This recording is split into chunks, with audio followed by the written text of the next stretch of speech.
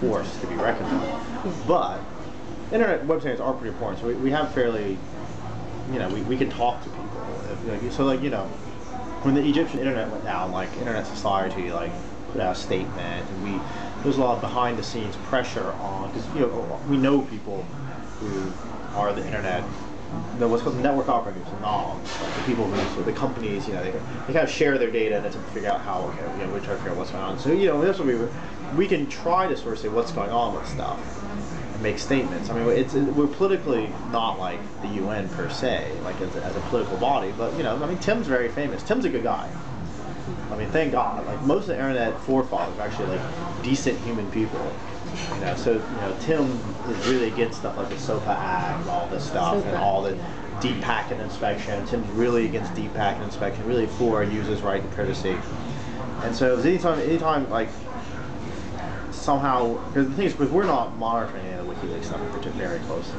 I mean, to be honest, because other things, you know. So we kind of read about it, and if something really terrible happens, maybe like a friend will.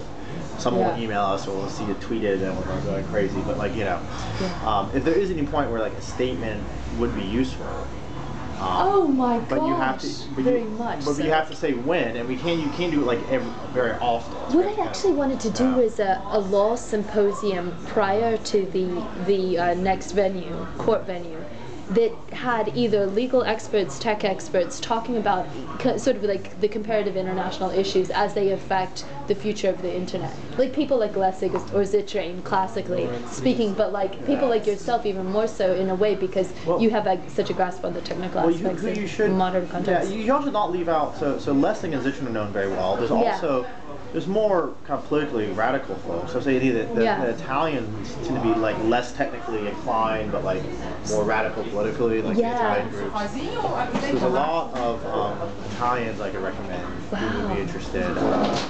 Right, and they might be more local. Well, my interest though was regarding the espionage court, though in this very high specificity of U.S. State Department. Think about that. So that is something I haven't thought about. Yeah. I ask people who know. But yeah, so the guy who we know who's most interesting is he used to work for us. He was our lawyer, and then Obama took him, was Danny Weitzner.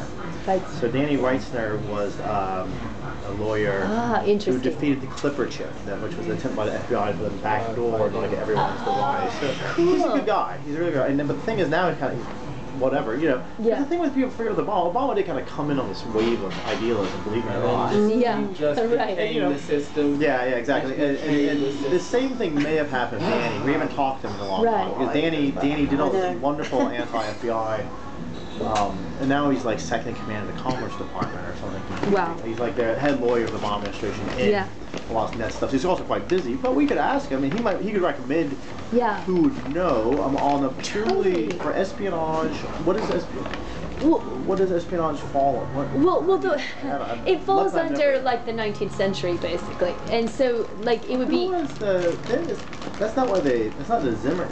No, that was the edition. The cryptography wars. Oh wow, that's so cool. Crypto wars and the more I need to be.